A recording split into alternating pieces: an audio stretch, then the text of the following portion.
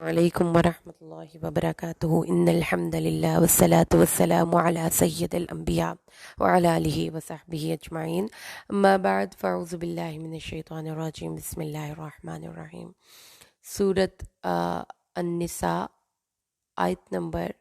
24 سے 55 تک ہم اب پڑھیں گے۔ آیت نمبر 24 سے 29 تک ایک ہی مضمون انشاءاللہ چلے گا یہاں پہ، آیت نمبر 24 سے 28 تک، ٹھیک ہے جی۔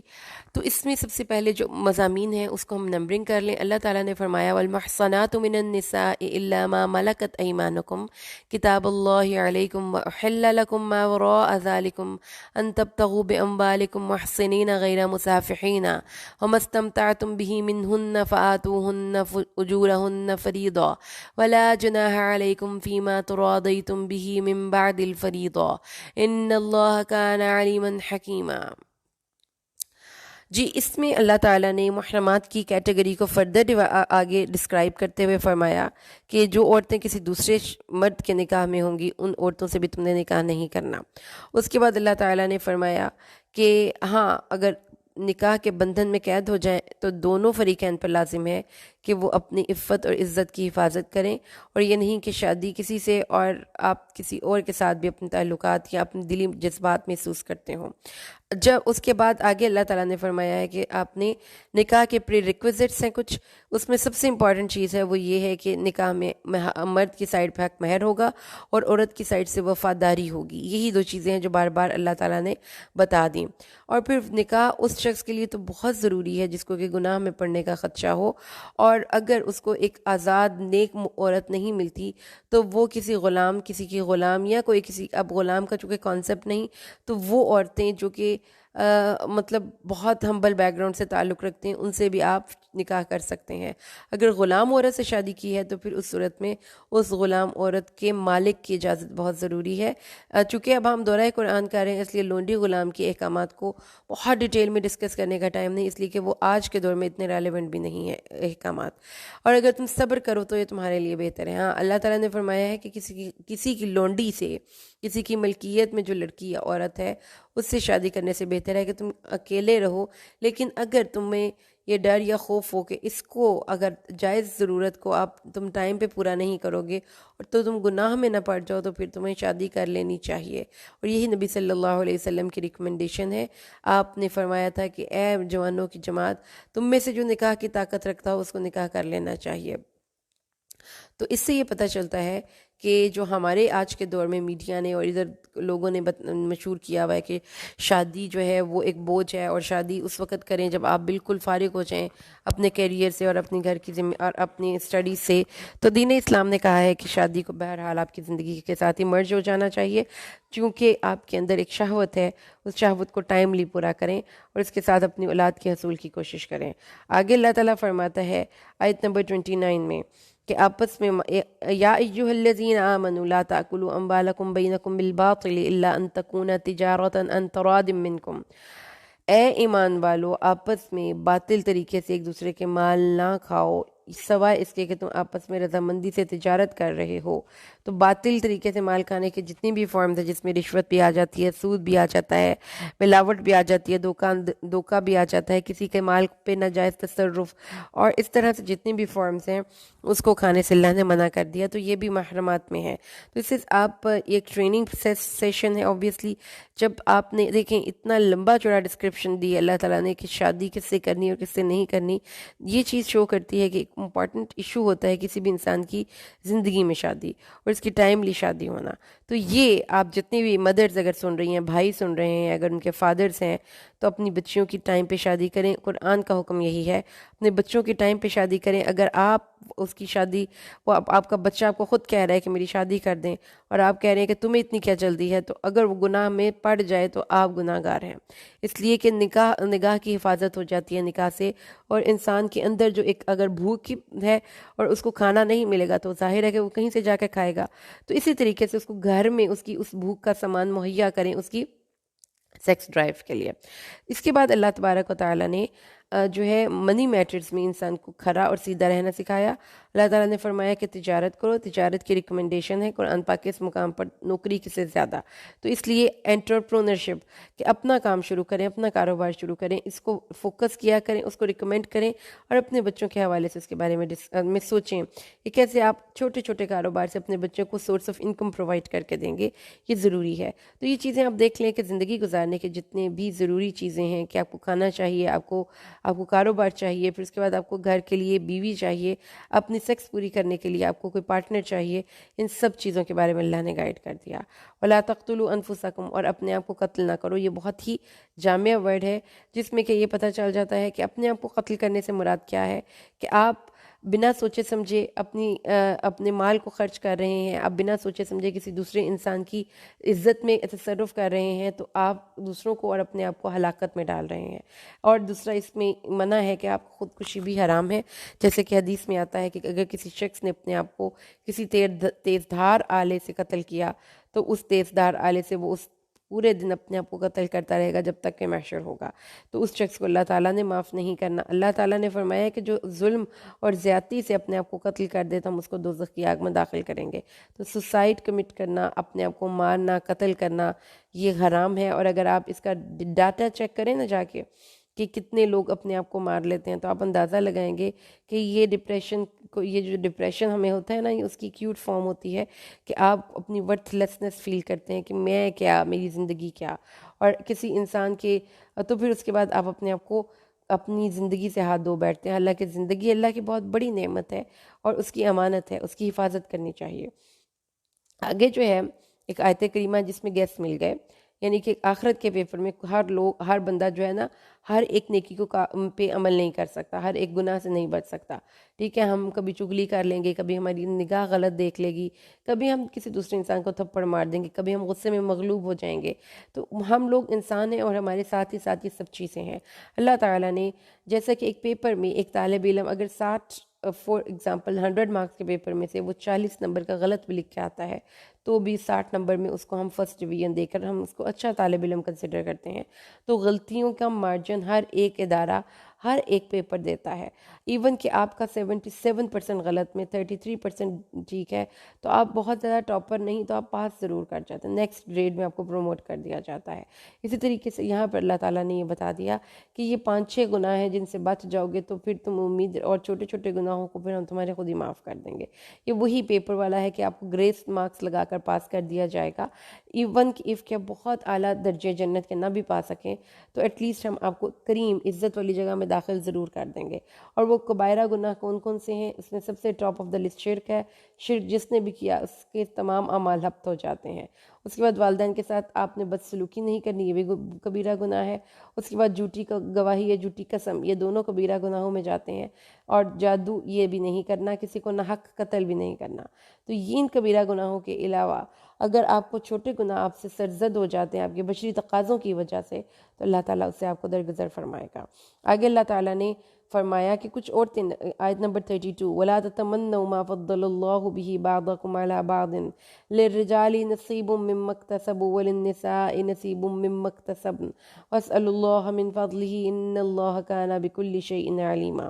اللہ تعالیٰ نے فرمایا کہ مردوں کے لیے وہ جو وہ کماتے ہیں، عورتوں کے لیے وہ جو انہوں نے کمائی کی۔ تو مرد اور عورتیں دونوں ہی ان کے شاکلہ میں رہ کر جو بھی وہ کام کریں گے، اللہ تعالیٰ اللہ تعالیٰ اس کی قدردانی کرتا ہے۔ لیکن ایک بات ذہن میں رکھیے کہ درجات میں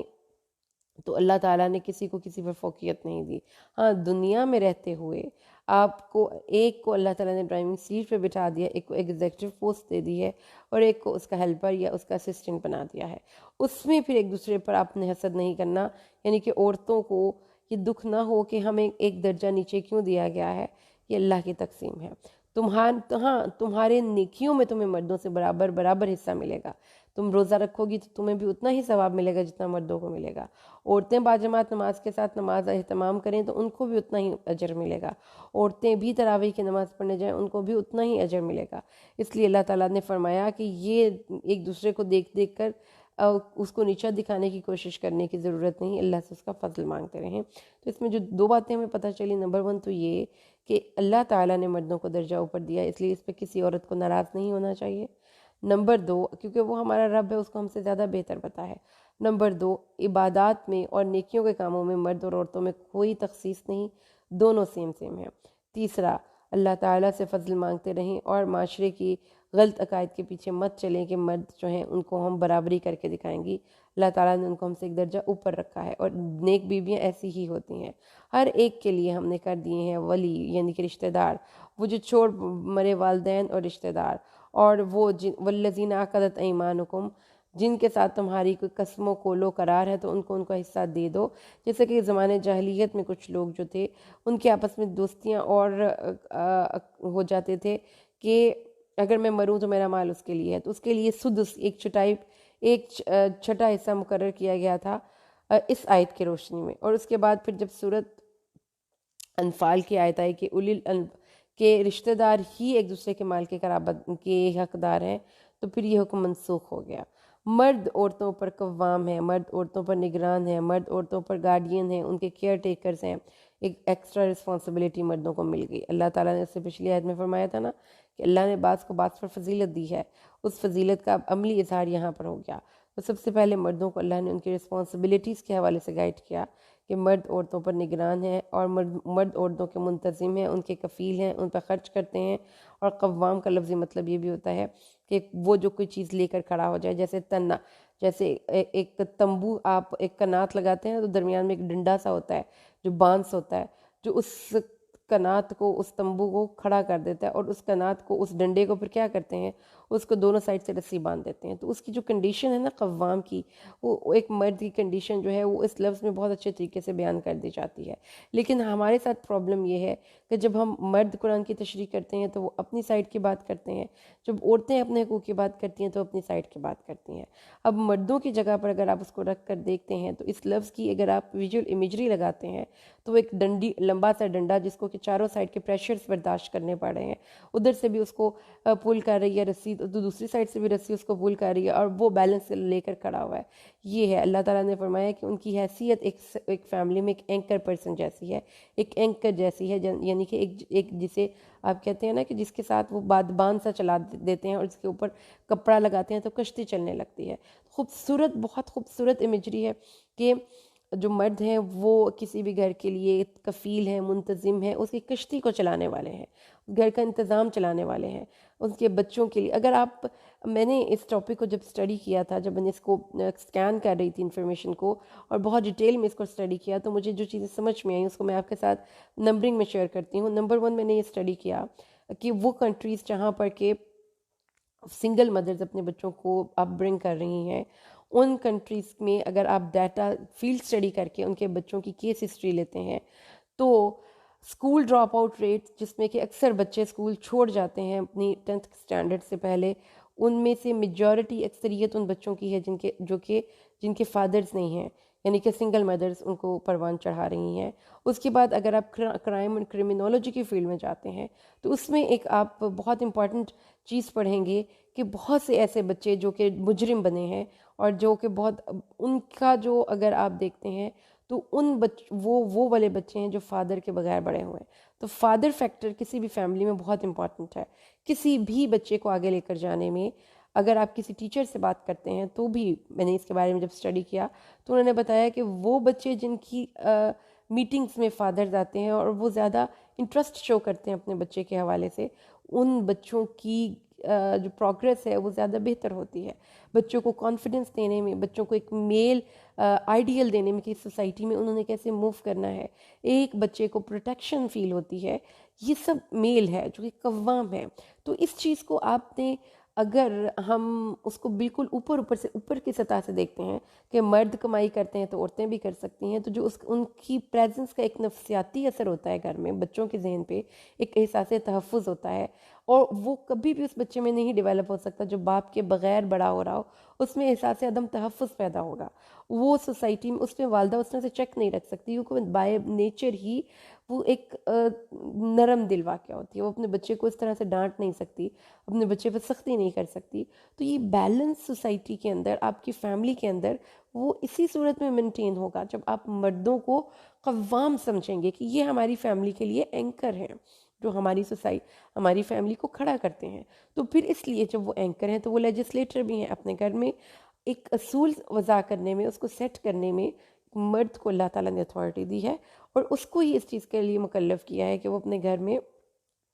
اسلام کے شعار کو نافذ کرے، اس کے لیے فیسیلیٹیٹ کرے اپنی فیملی کو، اور اس کے ساتھ اپنے بچوں کو بھی دین اسلام کی طرف لے کر جائے. تو اس لیے اگر آپ قرآن حکیم کا اسٹڈی کرتے ہیں تو اس میں اللہ تعالیٰ نے حضرت یعقوب، حضرت یوسف ایز اے فادر اور ایز اے سن پیش کیا، حضرت لقمان کی نصیحتیں وہ پیش کی، حضرت ابراہیم اور Hazrat Ismail as a father as a son پیش کیا. جو یہ بتاتا ہے کہ بچوں کی اپ برنگنگ میں فادر کا رول سب سے امپورٹنٹ ہوتا ہے، ان کو کسی صحیح راستے کی طرف رہنمائی کرنے کے لیے. اور اللہ تعالیٰ نے فرمایا اس لیے بھی کہ وہ اپنے مالوں سے خرچ کرتے ہیں، کیونکہ آپ دیکھیں کہ مرد اپنی ذات کے لیے کیا خرچ کرتا ہے. ان کی آپ ورک پلیس جا کر دیکھ لیں، سارا دن وہ صبح 9 بجے اگر گھر سے گیا ہے اور 5-6 بجے وہ واپس آیا ہے، تو وہ ہمارے لیے کام کر رہا ہے، ہمیں فیسیلیٹیٹ کرنے کے لیے. خود وہ تکلیفیں برداشت کرتے ہیں، خود وہ باسی کھانے کھاتے ہیں. اگر آپ کے بھائی ہیں، آپ کے خاوند ہیں، آپ کے باپ ہیں، آپ کے لیے وہ دوسرے ملکوں میں جا کر رہ رہے ہیں، تو ان کی جا کے لائف ذرا دیکھیں. نہ ان کو عید پہ کوئی اچھی زندگی ملتی ہے، نہ ان کو اچھی خوراک ملتی ہے. تو یہ چیزیں ہماری ایک میل کو اس کے جائز حق سے محروم کرنے کی ایک سازش کی جا رہی ہے، جو کہ ویسٹرن ورلڈ سے ہمارے ملک میں آ رہی ہے. تو اپنے اس کو فائٹ کرنا ہے کہ نیک بیویاں اللہ کے حکم سے فرما بردار ہوتی ہیں اور اپنے خاوندوں کی غیر موجودگی میں ان کی تمام چیزوں کی محافظ ہوتی ہیں. تو اللہ تعالیٰ نے عورتوں کا بھی اسفیر متعین کر دیا اور مردوں کا بھی کر دیا. مرد ایک ذمہ دار مرد ہے، عورتیں ان کے پیچھے چلیں گی. اگر دونوں کا نباہ نہیں ہو سکتا تو علیحدہ ہو جائیں، لیکن ایسے نہیں کریں کہ مردوں کے ساتھ بدتمیزی کریں، ان کو چیخیں چلائیں. اور وہ عورتیں جن کی کہ آپ نشوز کا آپ کو خوف ہو، تو آپ ان کو نصیحت کریں. نشوز مطلب وہ اٹھ کھڑی ہوئی ہے اور جھگڑا کرتی ہے ہر وقت، تو اللہ تعالیٰ نے فرمایا ہے اس کو پہلے تو پیار سے نصیحت کرو، پھر اس کو اس کی خوابگاہ میں تنہا چھوڑ دو. اگر وہ سمجھدار عورت ہوگی تو اس کو اپنے خاوند کی ناراضگی سے خوف آئے گا، اور اگر پھر بھی نہیں مانتی تو پھر اس کو ایسی تھپڑ 1-2 لگا دو جیسے آپ بچے کو لگاتے ہیں، کیونکہ آپ ان کے بڑے ہیں نا، مرد بڑا ہے عورت سے. اس آیت کو بنیاد بنا کر ڈومیسٹک وائلنس کرنا مردوں کی سائڈ سے یہ ایک بہت بڑی مسٹیک ہے جو کہ قرآن حکیم کو سمجھنے میں کی گئی ہے. اللہ تعالیٰ نے مردوں کو اس چیز کی اجازت نہیں دی کہ وہ عورتوں کو حب سے بے جا میں رکھیں، ان کو ماریں، ان کو پیٹیں، ان کا خرچہ روک دیں، ان کی زندگیاں ان پہ تنگ کر دیں، اس لیے کہ قرآن نے کہا ہے کہ عورتوں کو مارو پیٹو. نہ ہی عورتوں کو اس بات پہ ناراض ہونا چاہیے کہ قرآن حکیم میں ہمیں ماننے کے لیے کیوں کہا گیا، کیونکہ قرآن حکیم نے ان عورتوں کو ماننے کے لیے کہا گیا ہے جو ڈسپلن وائلیٹ کرتی ہیں. تو اگر کسی معاشرے میں جیل کا ہونا اوکے ہے، اگر آپ سڑک پہ لے جاتے ہیں گاڑی اور اس کا آپ چالان کٹوا لیتے ہیں، اگر آپ نے ریڈ لائٹ کی وائلیشن کی ہے تو وہ اوکے ہے، تو اس صورت میں پھر یہ بھی اوکے ہونا چاہیے کہ گھر کے ماحول کو مینٹین کرنے کے لیے ہم جو عورتیں، صرف وہ عورتیں جو کہ نشوز کرتی ہیں، یعنی کہ اپنے خامدوں سے جھگڑا کرتی ہیں اور ان کی بات نہیں سنتی، صرف ان عورتوں کو یاد رکھیے، صرف ان عورتوں کو صرف اتنا ماننے کا حکم ہے کہ جس طرح بچے کو مارتے ہیں. اور اس کے بعد بھی اگر وہ دونوں نہیں ان کا نباہ ہو رہا تو اس سے اگلا کیا درجہ ہونا چاہیے کہ جو مرد ہیں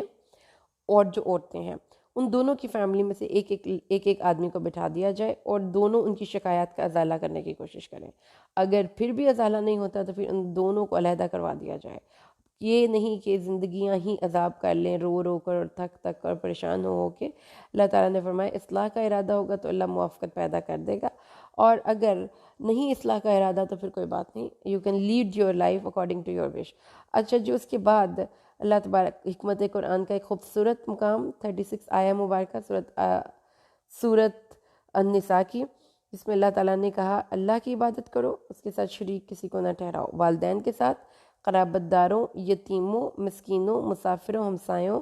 آپ کے جو صاحب نشست ہیں ان کو، مسافروں، سب کے ساتھ اچھا سلوک کرنا ہے. آپ جہاں پہ بھی جائیں گے آپ کے اندر احسان ہوگا. تو احسان کی روش میں یعنی کہ آپ کا ہر عمل، آپ کی گفتگو، آپ کا رویہ اخلاق پر، کوآپریشن پر، ایک دوسرے کے ساتھ ہمدردی اور محبت پر مبنی ہونا چاہیے. آپ کے ہمسائے آپ کے شر سے محفوظ رہیں، آپ جہاں پہ کام کرتے ہیں، آپ کے کلیگز، آپ کے جو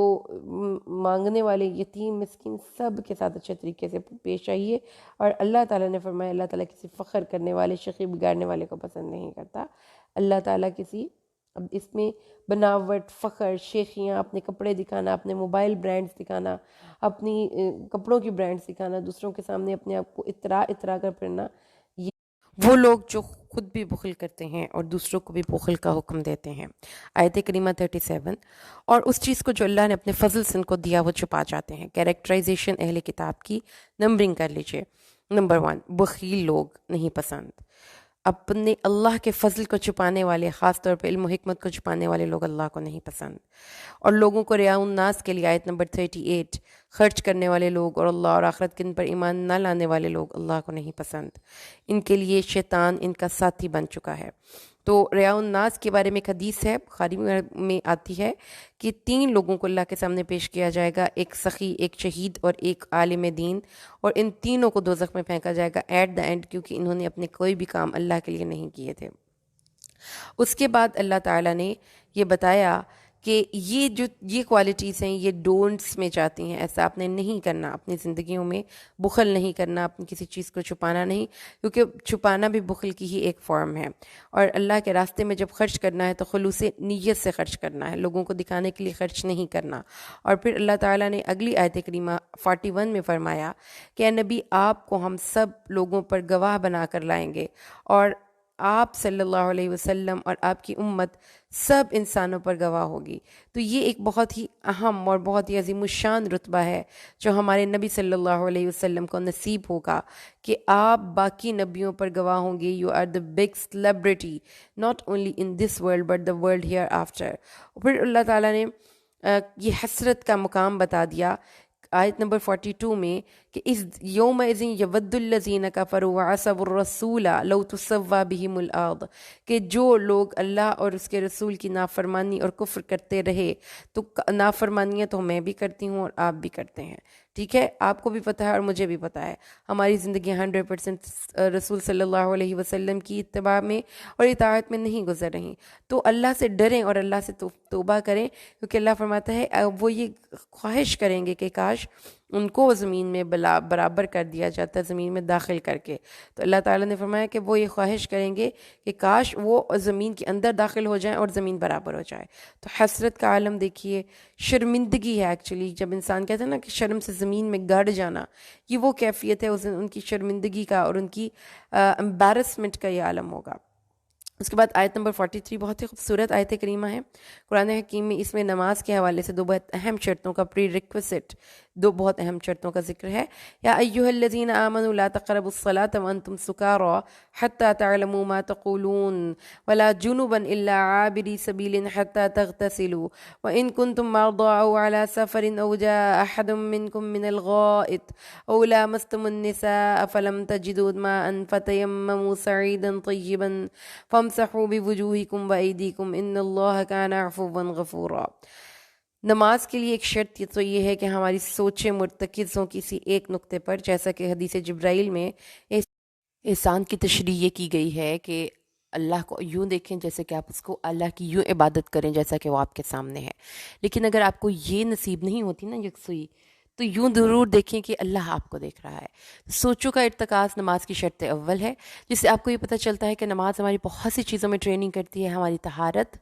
ہمارا سوچوں کا ارتکاز، ہماری ڈسپلن، ہمیں اپنے ٹائم کو مینیج کرنا اور ہمیں اپنے دوسرے انسانوں کے ساتھ تعلقات کو مینٹین کرنا، جماعت کا حصہ بننا۔ تو اس لیے یہ دس از این آنسر کہ نماز اتنی ضروری کیوں ہے۔ اگر آپ کی زندگی میں نماز نہیں تو کوئی ڈسپلن نہیں، آپ صبح جب مرضی سوتے رہیں، جب مرضی اٹھیں، رات کو آپ کو سونے کا کوئی پتہ نہ ہو۔ تو اس طریقے سے اللہ تعالیٰ نے سب سے پہلے تو یہ بتایا کہ نماز کے قریب اس وقت نہیں جانا جب آپ ذہنی طور پر منتشر ہوں، آپ کی سوچیں ایک جگہ پر اور ایک نقطے پر مرکوز ہونی چاہیے ارتکاز توجہ کے لیے۔ تو جو آپ یوگا کرتے ہیں نا، یوگا میں بھی بیسیکلی یہی ہوتا ہے کہ آپ اپنے ذہن سے فالتو سوچوں کو نکالتے ہیں اور اپنی باڈی کی پوری انرجی اور اٹینشن کسی ایک پوائنٹ پر مرتکز کرتے ہیں۔ اور اسلام میں نماز میں یہی ہے کہ ہم اپنی 5 ٹائم پہ اس پریکٹس کو کریں جس کو آپ مینٹل ٹریننگ کہتے ہیں. تو سب سے پہلے دیکھیے کہ اس میں مینٹل ٹریننگ کا ذکر ہے. پھر اس کے بعد آتا ہے کہ طہارت ہونی چاہیے, اور یہ اگر نہیں بھی میسر تو اس پہ آپ کمپرومائز کر سکتے ہیں, لیکن اگر آپ کو ذہنی یکسوئی میسر نہیں تو آپ نماز نہیں پڑھ سکتے. تو دیکھیں کہ دونوں میں کیا فرق ہے, اور جس سے پھر اگین یہ پتہ چلتا ہے کہ دین اسلام انسانوں کی ان امور پہ بحث کرتا ہے اور قرآن جو کہ غائب ہیں, جو ہمیں نظر نہیں آتے. تو دوسری صورت یہ ہے کہ دوسری شرط نماز کی ریکویسٹ کیا ہے کہ آپ کو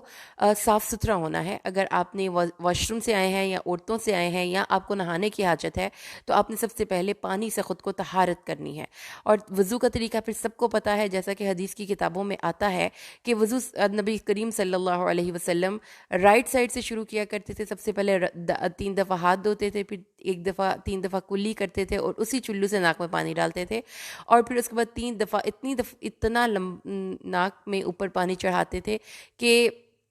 پھر اس کو جھاڑنا پڑتا تھا, پوری طرح نوز کو جھاڑتے تھے اچھی طرح. پھر اس کے بعد 3 دفعہ منہ دھوتے تھے پورا, اور پھر دونوں بازو کوہنیوں تک, اور 3 دفعہ رائٹ سائڈ سے شروع کرنا ہے, رائٹ سائڈ پہلے اور پھر لیفٹ سائڈ. پھر اس کے بعد اپنے سر کا مسح, جو کہ سر کے سٹارٹ سے شروع کر کے سر کے پیچھے جہاں تک سر کی گدی ہے وہاں تک دونوں ہاتھوں کو لے جانا ہے, اور دونوں ہاتھوں کو دوبارہ واپس اسی پوائنٹ پر لانا ہے, اور پھر کان کو کی شہادت کی انگلی اور انگوٹھے سے کان کا مسح کرنا ہے, اور آخر میں پاؤں دھونے ہیں ٹخنوں تک. یہ کرنا ہے وضو میں, اور یہ 5 ٹائمز کرنا ہے. آپ نے منیمم 1 ٹائمز اور میکسیمم 3 ٹائمز کرنا ہے.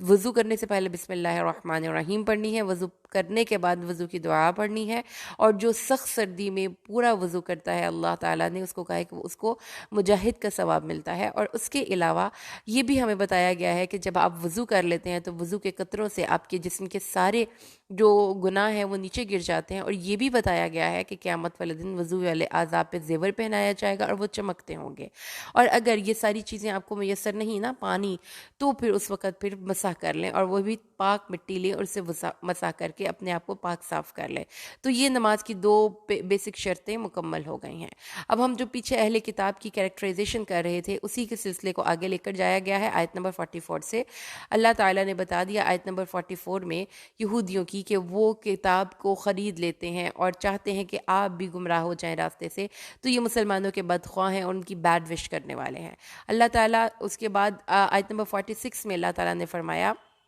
جیسا کہ ہم نے پیچھے پڑھا تھا, بخیل تھے, باتوں کو چھپاتے تھے, دوسروں کی بیڈ وش کرتے تھے, اور اس کے بعد یہ کہ وہ ایک اچھے اسٹوڈنٹ بھی نہیں تھے. آیت نمبر 46 میں اللہ تعالیٰ نے فرمایا کہ جب ان کو کہا جاتا تھا کہ بات سنو تو وہ سن کے کہتے تھے ہم نے نہیں ماننی. اور اس کے بعد پھر نان سیریس ایٹیٹیوڈ, رائے نہ کو رائی نہ کہہ کر بلانا, یعنی کہ اگین جو ڈسکورس ہے کسی بھی انسان کی وہ اس کی گفتگو اس کی میچورٹی کا آئینہ دار ہوتی ہے. جب the way you talk and the way you use your words is very important. So اگر آپ نے اپنی پرسنالٹی کا ایک اچھا ایفیکٹ کسی کو دینا ہے تو آپ اپنے لباس پہ فوکس کیجئے, اس میں کوئی حرج یا مذائقہ نہیں. اپنے میک اپ پہ بھی فوکس کیجئے, لیکن آپ کی پرسنالٹی کا سب سے دور رس جو ایک ایفیکٹ آتا ہے وہ آپ کی گفتگو سے آتا ہے, کیونکہ اللہ تعالیٰ نے ان کی گفتگو یہاں پہ نقل کر دی کہ وہ اس طرح کی نان سیریس گفتگو کرتے تھے, اپنی زبانوں کو صحیح استعمال نہیں کرتے تھے, اور دین میں تانا زنی کرتے تھے. جو تانا دینے والے لوگ ہوتے ہیں نا کہ تم تو بڑی نمازیں پڑھتی ہو اور پھر تمہارے ساتھ تم میرے ساتھ برا سلوک کرتی ہو, لو بھائی ایسے پردے کا کیا کرنا جس کے بعد انسانوں کو دوسروں کے ساتھ بات کرنی ہی نہ آئے, یہ تو دین اسلام میں ہے ہی نہیں. تو تانا زنی کرنے والے لوگ, اپنی زبان کو گفتگو کو اچھے طریقے سے یوز نہ کرنے والے لوگ ایک بہت بیڈ امپیکٹ کریٹ کرتے ہیں. تو یہ امپیکٹ جو ہوتا ہے نا وہ لانگ لاسٹنگ ہوتا ہے, آپ کے لباس اور آپ کے کپڑوں سے بھی زیادہ اس چیز کا ایفیکٹ پڑتا ہے. تو اس لیے اللہ تعالیٰ نے ان کی ایک کیریکٹرائزیشن پوری کر لی. پھر اللہ تعالیٰ نے ریکمینڈ بھی کر دیا کہ اگر وہ ایک اسٹوڈنٹ تھے تو ان کو چاہیے تھا کہ وہ اٹینٹیو لسنرز ہوتے اور اچھے طریقے سے نبی صلی اللہ علیہ وسلم سے گفتگو کرتے. تو یہاں پر ہمیں ایک اچھا اسٹوڈنٹ بننے کی بھی طرف رہنمائی کی گئی کہ if you are a student you should be very respectful to your teachers, at the same time you should be very attentive in your classroom. اور اس طرح سے گفتگو نہیں کرنی کہ دوسروں کی توجہ کا بھی ارتکاز خراب ہو اور آپ بھی اپنے نان سیریس ایٹیٹیوڈ کی وجہ سے اپنی پرسنالٹی کا ایفیکٹ یہ امیج خراب کریں. اور اللہ تعالیٰ نے ان کے کفر کے سبب ان پر لعنت بھی کر دی, اسی وجہ سے کہ آپ کو دوبارہ سے یہ بات کو اپنے آپ کو ریمائنڈ کروا لینا چاہیے کہ یہ کوئی بڑی اچھی بات نہیں کہ ہم اپنی زبان کا بے محل اور بے موقع استعمال کرتے ہیں. اس سے ہم اللہ کی لعنت کے مستحق بھی ہو سکتے ہیں. اللہم لا تجعلنا برحمتک منہم. آیت نمبر 47 سورۃ النساء میں اللہ تعالیٰ نے پھر اہل کتاب کو دوبارہ سے مخاطب کرتے ہوئے کہا کہ اس کتاب پر ایمان لاؤ، اس کتاب پر یعنی کہ قرآن پر ایمان لاؤ. اگر نہیں لاؤ گے تو نتیجہ کیا نکلے گا کہ ہم نطمس وجوہن فنردها علی ادبارها، ہم تمہارے چہرے کے نقوش مٹا دینے پر قادر ہیں. دیکھیں جی کہ کسی بھی انسان کی جو انڈیویجول اس کی اس کی ایک پہچان ہوتی ہے نا، وہ اس کے چہرے سے ہوتی ہے. اگر چہرے کے نقوش مٹ جائیں اور سب لوگ سیم ہو جائیں تو in the word of T S Eliot, we are the hollow man, we are the stuffed man. ہم سب جو ہے وہ ہالو ہو جاتے ہیں، اسٹفڈ ہو جاتے ہیں، کیونکہ ہماری اپنی پہچان نہیں رہتی، سب کی سوچیں ایک، سب کی گفتگو ایک. تو اللہ تعالیٰ نے فرمایا کہ یہ عذاب تمہاری قوم پر آئے گا کہ تمہارے اپنے اندر کوئی سوچ ہی نہیں رہے گی، تم سب لوگوں تمہاری اب میں کوئی لیڈرز نہیں رہیں گے، تم سب فالوورز ہوگے، چہرہ مہرہ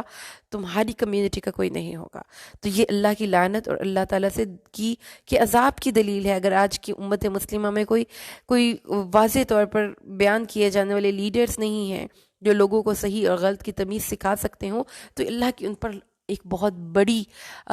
ان کی کمیونٹی پر اللہ کا ایک بہت بڑا عذاب ہے. اللہ تعالیٰ سے ان سے دعا مانگے کہ اللہ ہمیں ان چیزوں سے باہر نکال دے. اور اس کے بعد آیت نمبر 48 سے 49 یہ ہم انشاءاللہ نیکسٹ لیسن میں پڑھیں گے. اللہ سے دعا کہ اللہ ہمیں قرآن کو سمجھ کر پڑھنا اور عمل کرنا اس پر ہمارے لیے آسان کر دے. آمین. بارک اللہ لی و لکم فی القرآن الحکیم ونفعنی و ایاکم بالآیات والذکر الحکیم. السلام علیکم ورحمۃ اللہ وبرکاتہ.